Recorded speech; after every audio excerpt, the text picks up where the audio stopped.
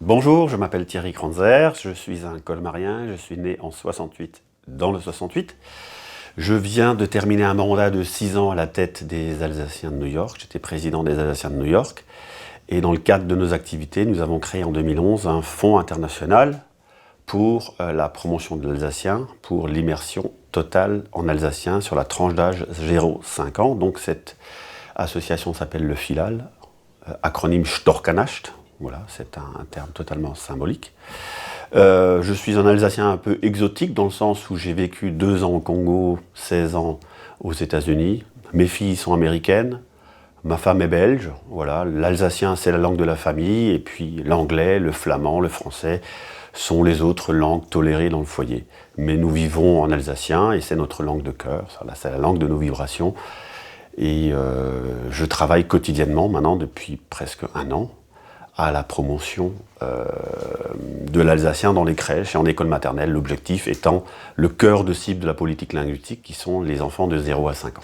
Je suis depuis 17 ans attaché de presse au siège des Nations Unies à New York et je couvre les réunions thématiques du Conseil économique et social qui portent notamment sur les droits économiques, sociaux, culturels. Alors dans ces droits, il y a les droits linguistiques. Donc on a des études, on a une expérience qui montre qu'il y a des liens entre la reconnaissance des langues minoritaires et la croissance économique, qu'il y a des liens entre la reconnaissance, l'immersion en langue minoritaire et la qualité de l'éducation à la fin du primaire. Par exemple, nous avons un rapport sans précédent du Conseil économique et social du 7 mars 2005 qui est un résumé de toutes les évaluations qui ont été faites dans le monde et ce rapport démontre que partout dans le monde où il y a une langue... Rapport de l'ONU, ouais. Qui montre en fait que partout où il y a une langue minoritaire, la qualité de l'éducation à la fin du primaire, la maîtrise des fondamentaux, langue nationale, mathématiques, calcul, est proportionnelle au taux d'immersion en langue minoritaire. Le rapport invitant les États membres à favoriser l'immersion totale le plus tôt possible, là où il y a une langue minoritaire. Donc voilà, la science nous dit qu'il faut le faire. On est dans une culture de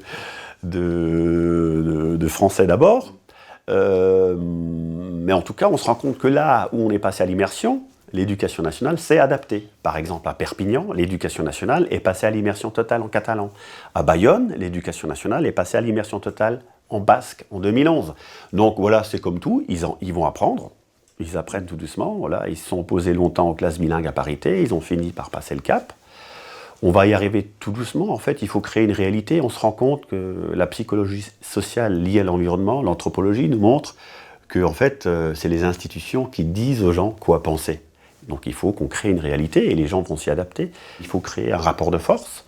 Pour l'instant, nous avons ouvert en 2017 les 10 premières maternelles en immersion complète. Il y en a 10. Le jour où il y en aura 100, je pense que l'éducation nationale, qui généralement a peur de la concurrence, va passer à l'immersion totale. Mais il faut créer ce rapport de force. Ce sont des maternelles associatives, ABCM Zweisprachigkeit, donc des maternelles associatives qui sont dirigées par des parents d'élèves. Et effectivement, il y a quand même un passé, c'est-à-dire qu'il y a des maternelles immersives en langue régionale dans 25 départements depuis 40 ans. Donc c'est pas neuf, il y a aujourd'hui 10 000 enfants de primaire en France qui sont en immersion totale en langue régionale. Donc c'est pas nouveau, et l'État soutient puisqu'elle met ces écoles sous contrat, c'est-à-dire qu'elle paye les enseignants. Nous n'avons pas encore passé ce cap en Alsace, mais en tout cas ces écoles sont reconnues comme apportant une valeur ajoutée à la qualité de l'éducation. C'est assez rigolo parce qu'on est politiquement une région assez conservatrice qui vote à droite, mais dans les comportements, on est assez marxiste-communiste dans le sens où on se dit toujours c'est l'État qui doit faire. Voilà, c'est l'État qui doit payer. Et il y a une absence de responsabilisation, de redevabilité. J'aime bien utiliser ce terme redevabilité. On est responsable, les élus sont responsables. Mais c'est vrai qu'en termes de politique linguistique, on est encore à la préhistoire. Ma fille est entrée dans la première maternelle en immersion totale en alsacien. Et donc on se rend compte en fait que l'alsacien et l'allemand se nourrissent. C'est-à-dire que ma fille parle aujourd'hui allemand parce qu'elle a été immergée en alsacien. Et l'allemand sert aussi de support lexical à l'alsacien.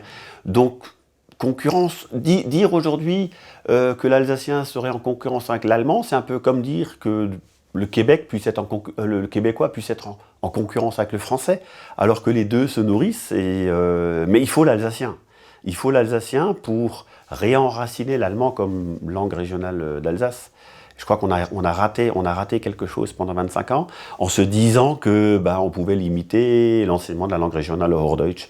Là, on a raté quelque chose et il faut corriger le tir. Voilà, c'est éminemment politique. La langue, la politique linguistique est une question éminemment politique, c'est-à-dire c'est la politique aujourd'hui qui va dire quelle langue nous allons parler demain. Et je vais même un peu plus loin au niveau du contenu linguistique. On nous parle souvent de transmission. La transmission, c'est pas jouable si la politique ne vous dit pas quelle langue il est important de parler.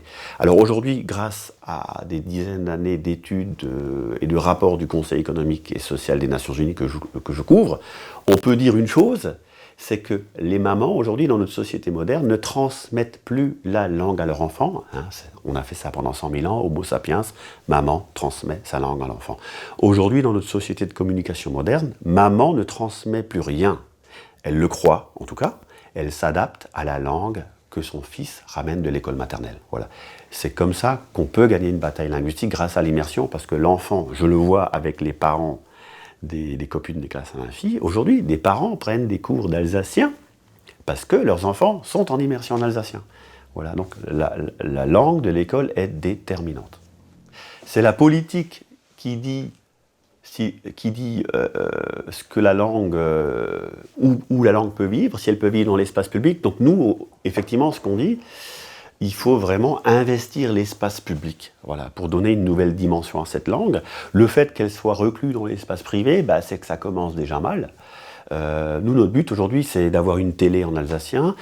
C'est tout bête, c'est un ascenseur. Vous prenez un ascenseur, vous appuyez sur le deuxième étage. L'ascenseur, il vous dit deuxième étage. Il devrait vous dire zweiter Stock. Voilà. C'est une façon d'investir l'espace public.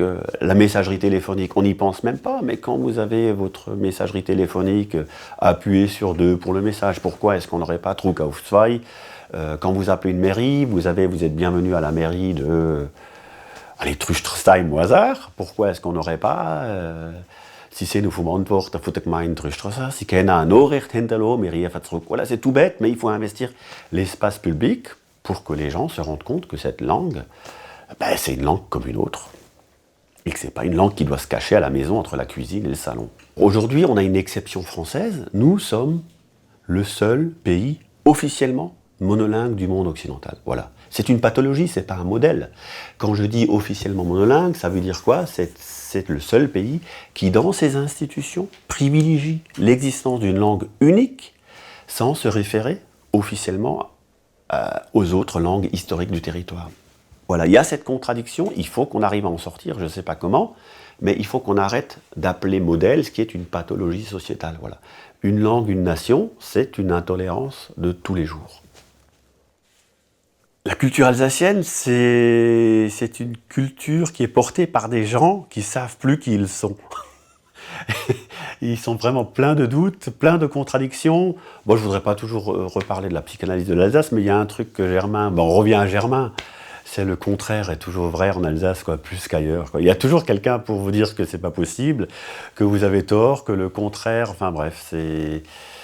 Et la culture alsacienne, c'est une culture de contradiction. De contradictions linguistiques, de contradictions gastronomiques. Le flambacura de l'autre est toujours meilleur. On a du mal à s'affirmer, c'est la culture qui est portée par des gens qui ont des doutes, qui ont trop de doutes, voilà, pour que ça soit encore positivé.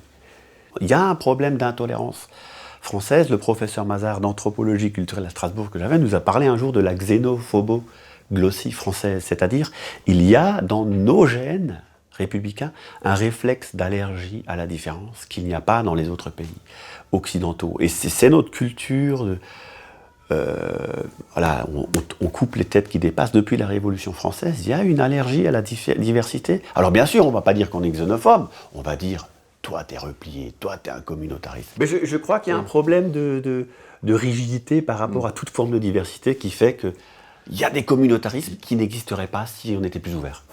Toutes nos langues régionales sont toutes transfrontalières, officielles ou nationales de pays voisins. Et elles meurent chez nous. Si on généralisait le bilinguisme de toutes ces régions, il n'y aurait plus de chômage en Flandre, il n'y aurait plus de chômage en Catalogne, il n'y aurait plus de chômage au Pays Basque. et on a loupé, on loupe quelque chose. Ouais. Jacobin et Girondin, voilà, on peut rester raisonnable tout en étant soucieux de l'unité de la nation, et il peut y avoir unité dans le respect de la diversité.